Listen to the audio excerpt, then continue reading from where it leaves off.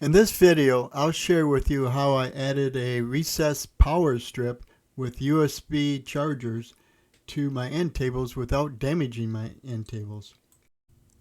I added the power strip next to our chair so it's convenient, but if you want to keep it more hidden, you can always mount it to the back of your end table. This addition allowed me to eliminate a bulky and cluttered adapter for my outlet.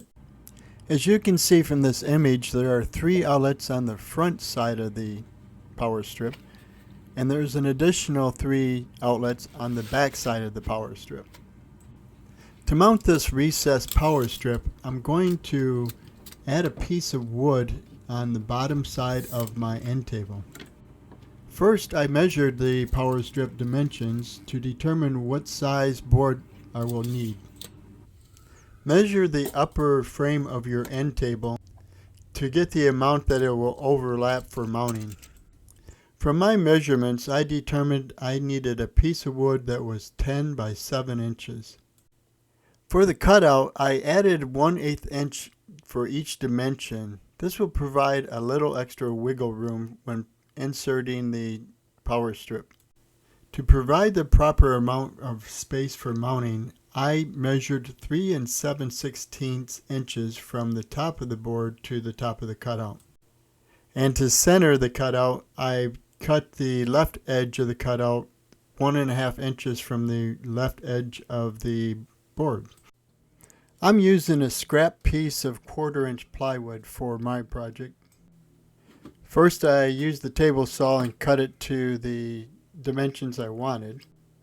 Now, to create the cutout, I'll first drill a couple holes on the opposite corners with a drill bit large enough to allow my saber saw blade to fit through.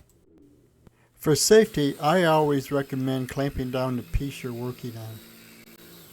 Now, a quick little verification to make sure the cutout is the proper size. To improve the finished look, I'll round the corners of the board. I could get out my compass and draw the radius, but I find it easier just to find something the appropriate size. Normally, I would use my saber saw to cut the corner radius, but since this is a 1/4 inch material, it comes off really quick with the disc sander. Prior to painting, I quickly sand all surfaces with 220 grit sandpaper. While sanding with my orbital sander, I put down a piece of this gripping shelf liner. It helps to hold the piece in place and it eliminates some of the noise caused by the vibrations. I like to use my orbital sander to put a little bevel on all the edges to help reduce the chance of slivers. After putting a coat of primer on my piece of wood, I put a coat of flat black paint on it. Now here's a time-saving tip.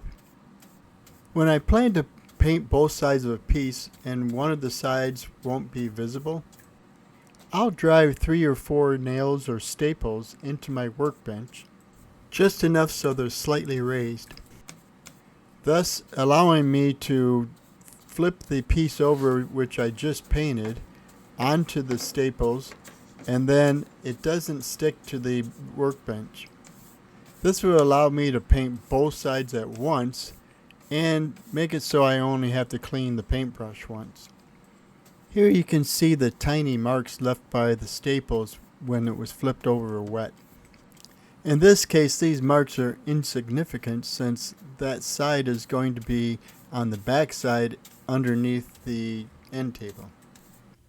Now when mounting this to the end table, first you're going to mark the locations for the screws and then drill pilot holes for the screws. To prevent drilling through the front surface of the end table, I marked the depth of the screw with a piece of tape. So here's a time-saving tip. When drilling and screwing in multiple screws, and you want to go back and forth between the drill bit and the screw bit. This quick change adapter makes it easy to switch back and forth between the two. I'll leave a link for this and other products in the description below.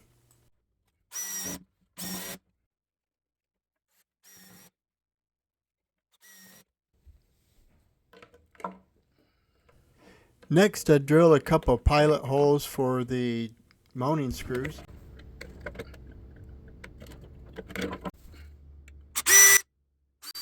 And screw the recessed power strip into place. And here's the finished product.